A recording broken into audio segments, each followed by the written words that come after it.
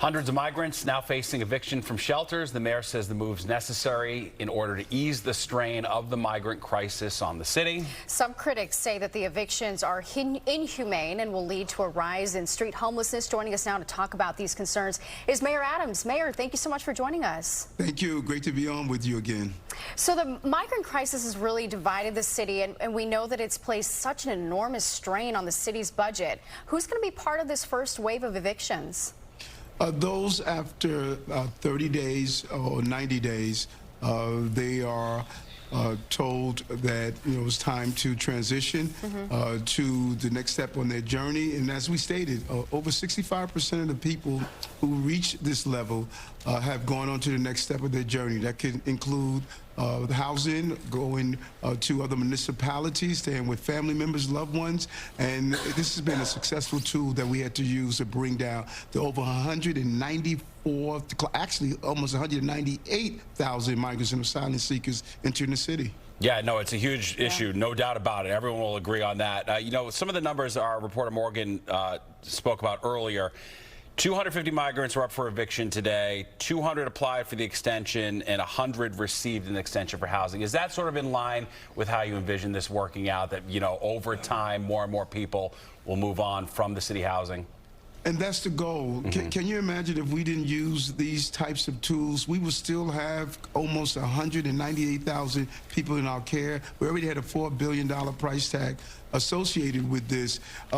Staying in permanent shelters, or HERCs as we call them, is not what we need to do. We need to allow people to get the support they need and then transition on the next step in their journey.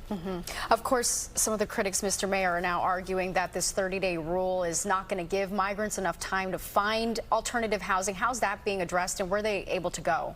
Well, New York, 8.3 million people, 38 million opinions. What I find fascinating, some of the same people that are saying don't do the 30-day time rule, they're saying they don't want shelters in their location. We have to be consistent. New York can't say you could come from anywhere on the globe, stay as long as you want on taxpayers' dime to feed, house, clothe an individual. That is just not right for New York taxpayers. We should all be unified about allowing people to work. And national leaders, national immigrant leaders have looked at what we have done and said this is one of the most humane, well-organized initiatives that they have witnessed. Yeah, it's interesting. Along that line, have you seen people's tolerance maybe for the cost of housing migrants go down as they've seen the budget issues it causes elsewhere, whether it's school cuts, library cuts, etc.? Are you getting a sense that people are coming to a different position on this when it comes to there has to be some sort of time limits on the housing?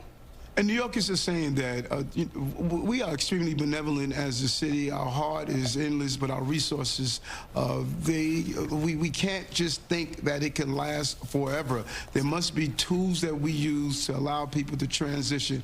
And when you stay in the system this long, you begin to normalize that. And we can do it in a humane, compassionate way, and we have. I think New Yorkers have extended themselves. I met with a group of faith leaders this morning who want to be a part of this initiative, and we're going to continue to do so. Yeah, absolutely. No easy task, Mr. Mayor. Okay, yes, so there is some positive housing news today. I mean, for the first time in 15 years, the city will reopen its waiting list for Section 8 housing choice applications. What's this going to mean for New Yorkers? 200,000 potential people could have an opportunity to see what we're doing with NYCHA, everything from the NYCHA Land Trust to free high-speed broadband for those who are in NYCHA, to looking at the other programs to deal with the multi-billion-dollar gap. We want New Yorkers to see NYCHA as part of our overall housing goal. We included in our housing plan for the first time this was done, and we believe that opening up this waiting list is saying a lot for those who have been waiting for so long to have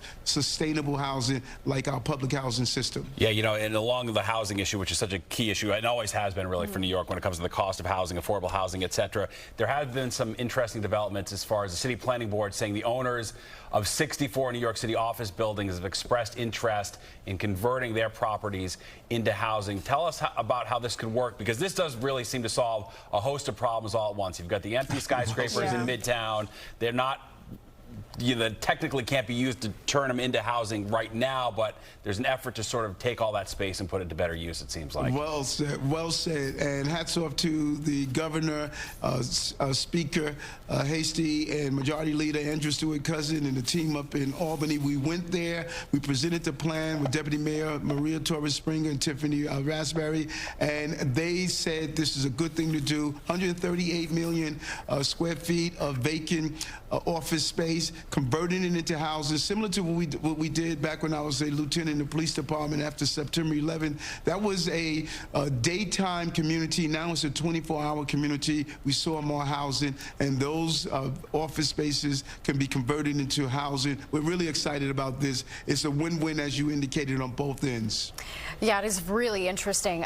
We do want to talk about really quickly your federal corruption investigation into your 2021 campaign. So there's now a report that a former aide is cooperating with the federal corruption investigation. Have the feds reached out to you? No, not at all. And we are clear. Listen, I spent 22 years as a police officer, state senator, lawmaker. I'm going to follow the law and follow the rules. I sleep well at night because I know that's what I do. And we're going to cooperate whatever way possible with this inquiry. You know, and there's one thing, there's a new statewide Siena poll that came out today that showed support for peaceful demonstrations on campus, but also favored police breaking it up if it went too far. I'm just curious how you felt about that. And now that this dust has sort of settled a little bit from all the tensions we saw on campus only a few weeks ago, what your reaction is to how that all went down and the role the city played. It was the same thing I was hearing every day as I walked the streets. New Yorkers, we really take pride in our ability to protest. I have protested in my life, and I have protected protesters. But when you start using hateful terminology, violence, when you start to spit in the face of police officers and call for the eradications of groups and destroy property like we saw on our college campuses, that's not acceptable. You're not riding on top of buses. You're not destroying property. If you want to peacefully protest, we're going to be here to make sure you can do that, but you're not going to be disruptive to your neighbors in the city. That's not acceptable. Yeah, makes sense. Mayor Adams, thank you so much for joining us. We appreciate your time.